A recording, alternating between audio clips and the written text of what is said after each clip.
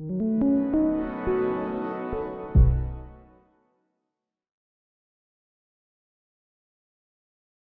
want to talk about time trumps dime. If you're a legislator and you have the construct that, you know what, men just need to pay child support, and these are just men trying to not pay child support, and this is just a game to do this.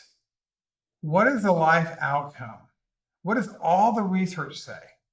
Not a little bit. What if all the research, the thousands and thousands of studies, talk about time over dime? Yes. So what I say in the boy crisis is dad's time trumps dad's dime. And that's fun and cute. But the truth is that that's based on hundreds and hundreds of peer-reviewed studies that are so aggregately persuasive that for the first time in human history that I'm aware of, more than 100 psychologists and researchers in this area got together.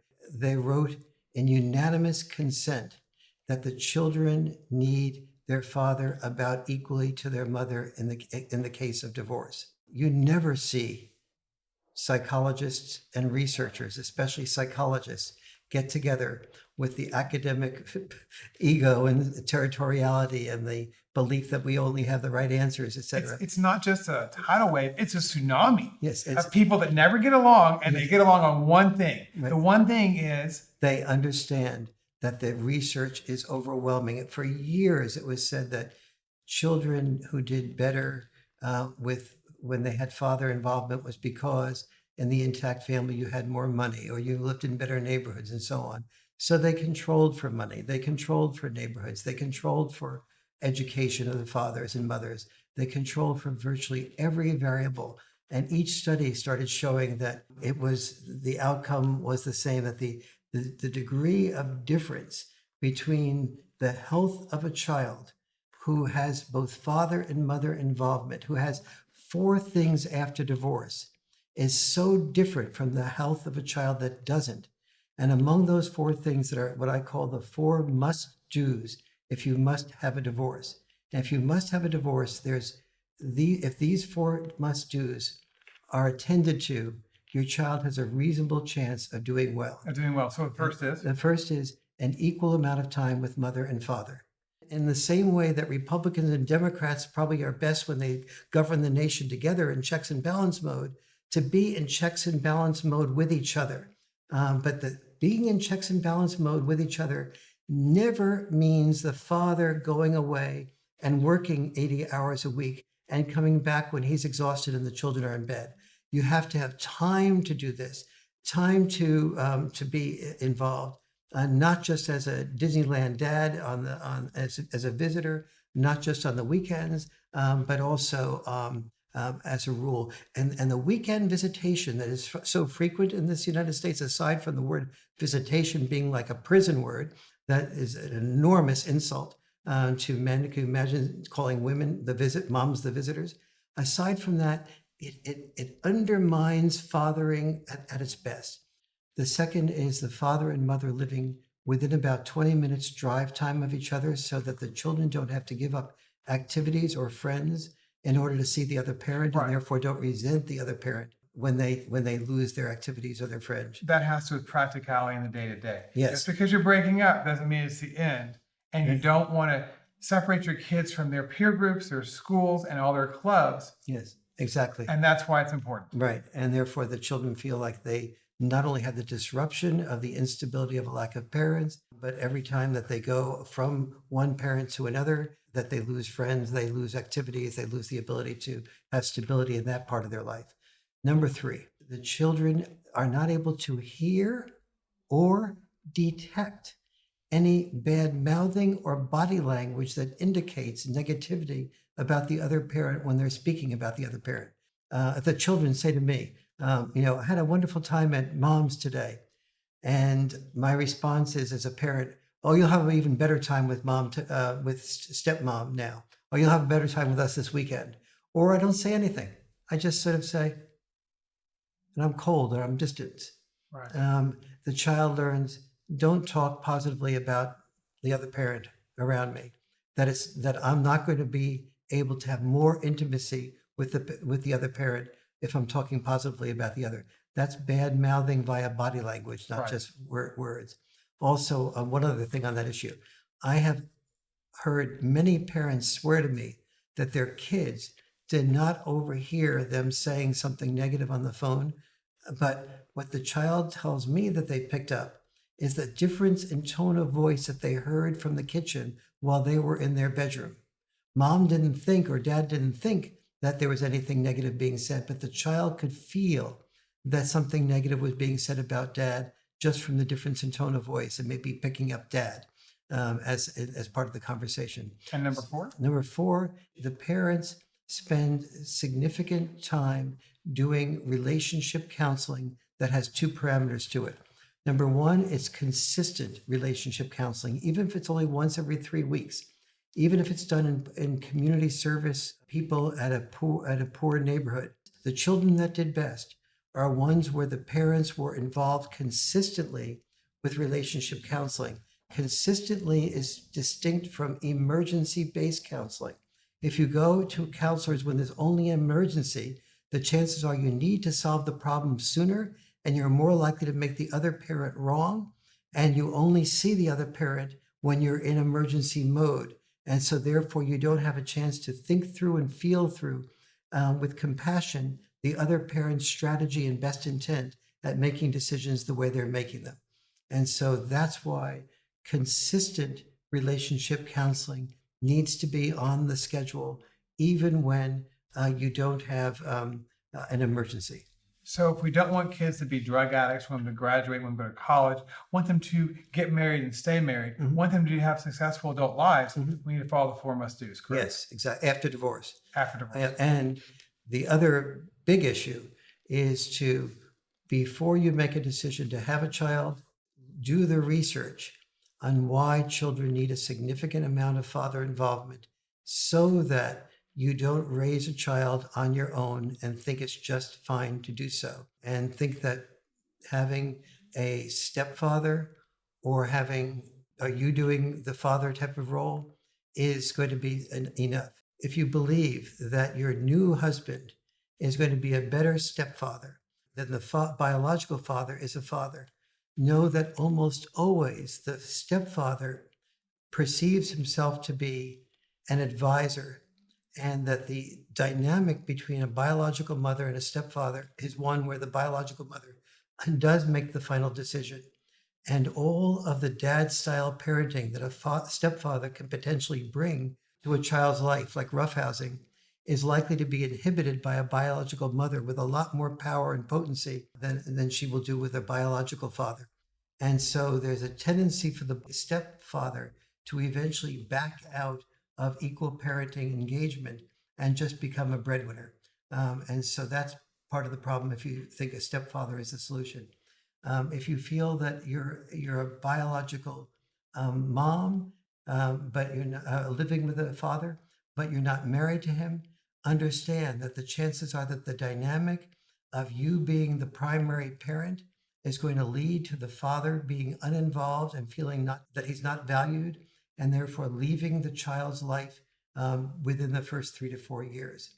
We need to help parents understand is that the male is not the only good parent, but that the best parent is both parents, and here's the way to make that happen. And here's why. So we talk about the tender years doctrine and debunking that tender years doctrine. Most individuals that promote like an 80-20, 27 days a month for a woman and 4 days for a man, will invoke a tender years doctrine that basically says, oh, well, kids belong with moms. Do kids belong with moms? Kids solely. I mean, do kids belong with moms solely? Kids belong with moms, but not solely. Kids do worse at every age when they have only one parent. The research starts as early as before a regularly mature birth. So prematurely born children are more likely to develop their brains better and get out of the hospital sooner and have more psychomotor functioning, which is a high correlate to brain development. When the father is visiting the hospital and there as much as possible, the more they're there. This is research by Kyle Pruitt at Yale University on the even the prematurely born children. And then from the day the children are born in normal maturity on, and those first few years, the importance of the father being involved is enormous. So, for example, a father breathing on the child when it's first born helps the bonding process occur. It also changes the dad's brain. That is, the sooner the father gets involved with the child and the more he does, the more there's a whole nest of neurons in male brains that begin to develop, connect, and connect with each other. And then they have a mimicking of just like a woman has a motherhood instinct, this connection of all the neurons in a father's brain, the whole nest of neurons create the equivalent of a mother instinct. It's mostly overlapping with the mother instinct, but it also has different parts of that instinct. And so the father then becomes more involved because more oxytocin is developed, his testosterone level gets lower, and the neurons connect in such a way that he doesn't need outside sex chasing different women. He is thoroughly satisfied with the emotional intimacy of connecting with his own children. And so who benefits from that? The mother benefits from that, from the father. Instead of chasing around with another woman, he's desiring to come home as quickly as possible to play with the children.